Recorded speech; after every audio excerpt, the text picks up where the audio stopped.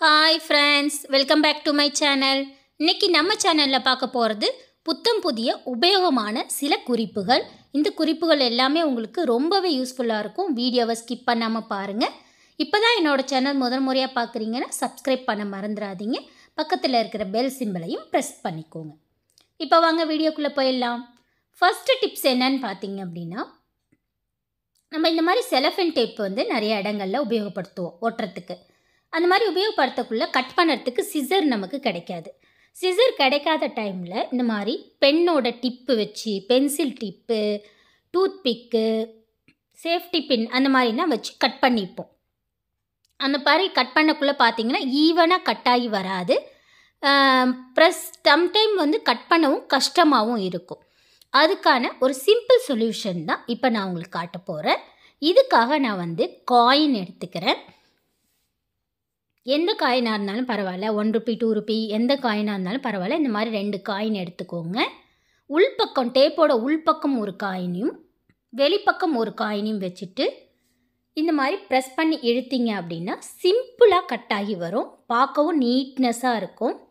இப்போ இதோட அப்படியே ஒட்டி வச்சிட்டிங்க அப்படின்னா நெக்ஸ்ட் டைம் எடுத்து உபயோகப்படுத்தவும் நமக்கு ஈஸியாக இருக்கும். அடுத்த டிப்ஸு, இந்த மாதிரி நெயில் பாலிஷ் வந்து நம்ம வாங்கி உபயோகப்படுத்துவோம். இப்போலாம் வந்து நிறைய கலராக நெயில் பாலிஷ் வாங்கி நம்ம உபயோகப்படுத்த ஆரம்பிச்சிட்டோம். நம்ம வீடுகள்லேயும் பார்த்திங்கன்னா நிறைய ஒரு பண்டில் ஆஃப் நெயில் பாலிஷ் நம்மக்கிட்ட இருக்குது.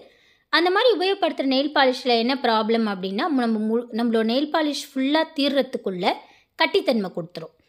அதுக்கு வந்து நம்ம சுடு தண்ணியில் வச்சு எடுத்து கொஞ்சம் நல்லாயிருக்கும், லிக்யூட் ஆகிடும், அதுக்கப்புறம் உபயோகப்படுத்தலாம் அப்படிலாம் கேள்விப்பட்டிருப்பீங்க.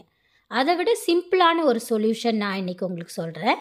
இந்த மாதிரி நம்ம சமையலுக்கு உபயோகப்படுத்துவோம் இல்லையா, பச்சை கற்பூரம், அதில் ஒரு சின்ன பிஞ்சு எடுத்துகிட்டு அதை க்ரஷ் பண்ணிவிட்டு நெயில் பாலிஷ்குள்ளே சேர்த்துருங்க. சேர்த்துட்டு மூடிட்டு குலுக்கிட்டு வச்சிடுங்க. அட் லாஸ்ட்டு உங்களுக்கு நெயில் பாலிஷ் முடிகிற வரைக்கும் கட்டித்தன்மைப்படாமல் நல்லாயிருக்கும். அடுத்த டிப்ஸு, இப்போலாம் பார்த்திங்கன்னா நிறைய நம்ம ஆர்டிஃபிஷியல் ஜுவல்லரிஸ் வந்து உபயோகப்படுத்த ஆரம்பிச்சிட்டோம். நம்மளுடைய காஸ்டியூமுக்கு தகுந்த மாதிரி, நம்மளுடைய ட்ரெஸ்ஸோட கலருக்கு தகுந்த மாதிரி, ட்ரெடிஷ்னல் ட்ரெஸ்ஸாக இருந்தால் ஒரு மாதிரியான இயரிங்ஸ், மாடர்ன் ட்ரெஸ்ஸாக இருந்தால் வேறு மாதிரியான இயரிங்ஸ் அப்படின்னு நிறைய டிஃப்ரெண்ட் டைப் ஆஃப் இயரிங்ஸ்லாம் நம்ம உபயோகப்படுத்துகிறோம் இப்போ ரீசன்ட் காலங்களில். ஆனால் பார்த்திங்கன்னா சில பேருக்கு வந்து அதை உபயோகப்படுத்தணுன்னு ஆசை இருக்கும். ஆனால் காது வந்து இது மாதிரி போட்டு எடுத்திங்கன்னா நெக்ஸ்ட் டே வந்து ரொம்ப வலிக்கும், புண்ணாயிடும். அந்த மாதிரி இருக்கிறவங்களுக்கு என்ன பண்ணலாம் அப்படின்னா, இந்த மாதிரி டிரான்ஸ்பரண்ட் நெயில் பாலிஷ் எடுத்துக்கோங்க. வாட்டர் கலரில் இருக்கும், தண்ணி கலரில் இருக்கும்.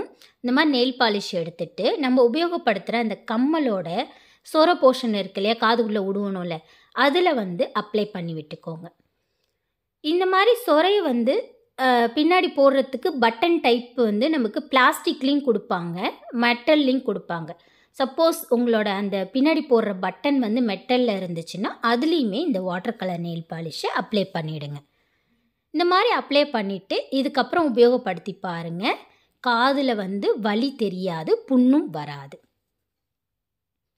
அடுத்ததாக இதே மாதிரி நம்ம கம்மல் உபயோகப்படுத்துறதை வச்சு தான் இன்னொரு டிப்ஸும் சொல்ல போகிறேன். நம்ம வந்து நீளமான கம்மல் போடுவோம்.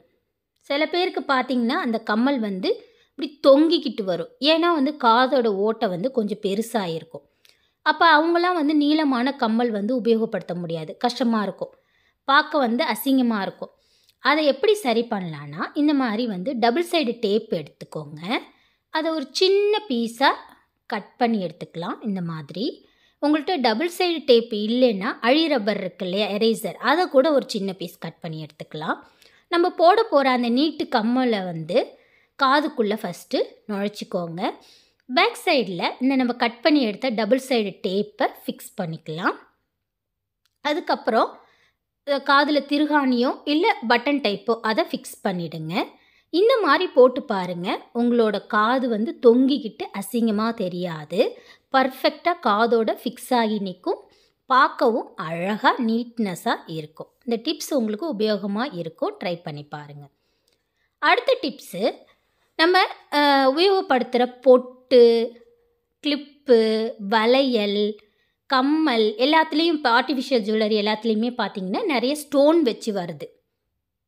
அந்த ஸ்டோன் என்ன ஆகிடும் அப்படின்னா, வாங்கி ஒரு 1 ஆர் 2 வீக்ஸ்க்குள்ளே, அதுவும் பொட்டுலலாம் பார்த்தீங்கன்னா, வாங்கின ஒரு 2, 3 நாள்லேயே நம்ம எடுத்து வைக்க போனாலே கல் விழுந்துரும். அது பார்க்கவே நல்லா இருக்காது. நம்ம ஒரு டிசைன் பார்த்து கல்லாம் ஸ்டோன்லாம் பார்த்து வாங்குவோம். ஆனால் அது வைக்கிறப்ப பார்த்தீங்கன்னா விழுந்துடும். பார்க்கவே அசிங்கமாக இருக்கும். அந்த மாதிரி ப்ராப்ளத்துக்கு இந்த டிரான்ஸ்பரண்ட் நெயில் பாலிஷ் நம்ம சொன்னோம் இல்லையா, வாட்டர் கலரில் இருக்க அந்த நெயில் பாலிஷை எடுத்து நம்ம பொட்டு வாங்கின உடனேவே சரி, பொட்டோ வளையலோ கிளிப்போ இயரிங்ஸு எதுவாக இருந்தாலும் சரி, ஸ்டோன் வச்சதை வாங்கின உடனேவே இந்த மாதிரி டிரான்ஸ்பரண்ட் நெயில் பாலிஷை அப்ளை பண்ணிவிடுங்க. அதில் அப்ளை பண்ணிவிட்டு ட்ரை பண்ணிவிட்டு எடுத்து வச்சுருங்க. அதுக்கப்புறம் உபயோகப்படுத்தி பாருங்கள். கடைசியாக நீங்கள் பழசாகி தூக்கி போடுற வரைக்கும் அதில் இருக்கிற ஸ்டோன்ஸ் வந்து விழவே விழாது. லாங் லாஸ்டிங்காக இருக்கும். இந்த டிப்ஸ் ரொம்ப உபயோகமாக இருக்கும். ட்ரை பண்ணி பாருங்கள். அடுத்த டிப்ஸு, இந்த மாதிரி நம்ம குங்குமம் வந்து உபயோகப்படுத்துவோம். நெத்தியில் வச்சுப்போம் இல்லையா, அந்த குங்குமம் வைக்கிறப்ப என்ன ஆகும்னா, அழகாக சின்ன ஸ்டிக்காக ஒரு டாட் வைப்போம். இப்படி வச்சுட்டு எடுத்த உடனேவே கீழே விழுந்துடும். அது வந்து கரெக்டாக நெத்தியில் ஒட்டி பிடிச்சி நிற்காது. அந்த ப்ராப்ளத்தை சால்வ் பண்ணுறதுக்கு ஒரு சிம்பிளான வழி தான் சொல்ல போகிறேன்.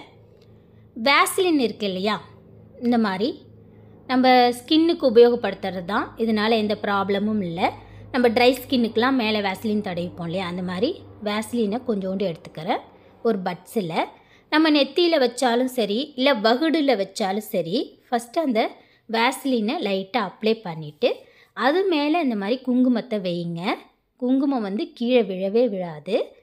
பர்ஃபெக்டாக ஃபிக்ஸ் ஆகி நிற்கும். அந்த ஷேப்பும் அழகாக இருக்கும். இந்த டிப்ஸு ரொம்பவே உபயோகமாக இருக்கும். ட்ரை பண்ணி பாருங்கள். அடுத்த டிப்ஸு, நம்ம இந்த மாதிரி பச்சை மிளகா வந்து சமையலுக்கு உபயோகப்படுத்துவோம். அதை வந்து கடன்னு ஃபாஸ்ட்டாக அந்த குக்கிங் டைம்லேயே வேணுங்கிற டைமில் டக்கு டக்கு டக்குன்னு கட் பண்ணி நம்ம பொரியல் ஆகட்டும், இல்லை மசாலா கிரேவிஸ்க்கெலாம் சேர்ப்போம். அந்த மாதிரி கட் பண்ணக்குள்ளே என்ன ஆகும், இந்த மாதிரி கட் பண்ணிகிட்டு இருக்கக்குள்ளேயே நம்ம டக்குன்னு வந்து அதை வேறு வேலை செய்ய போயிடுவோம். அதோடு போயிட்டு நம்ம முகத்துலேயோ இல்லை மூக்குலேயோ இந்த மாதிரி கையை வச்சுருவோம். ஈவன் குட்டி குழந்தைங்களாம் இருக்குது அப்படின்னா அவங்கள போய் கூட ஹேண்டில் பண்ண ஆரம்பிச்சிடும். அழுகிறப்ப அது என்ன ஆகிடும், அவங்களுக்கு மேலே ஒட்டுறப்ப அவங்களுக்கு எரிய ஆரம்பிச்சிடும். அந்த மாதிரி ப்ராப்ளத்தை சால்வ் பண்ணுறதுக்கு கத்தி வச்சு கட் பண்ணாமல் இந்த மாதிரி மிளகாயை பிடிச்சிட்டு சிசர் வச்சு கட் பண்ணுங்கள். ஷேப்பும் பர்ஃபெக்டாக சின்ன சின்னதாக வரும்.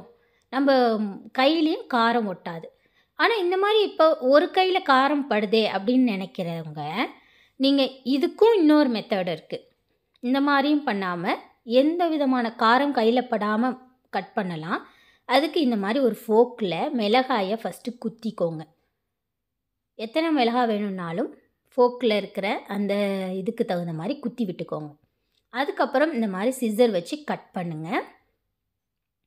இந்த மாதிரி கட் பண்ணுறப்ப நம்ம கையில் காரத்தன்மை படவே படாது.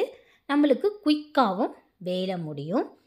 இந்த டிப்ஸ் உங்களுக்கு ரொம்பவே யூஸ்ஃபுல்லாக இருக்கும். ட்ரை பண்ணி பாருங்கள். இந்த மேலே சொன்ன குறிப்புகள் எல்லாத்தையும் உபயோகப்படுத்தி பார்த்துட்டு எப்படி இருந்துச்சுன்னு சொல்லி மறக்காமல் கமெண்ட் பாக்ஸில் கமெண்ட் பண்ணுங்கள்.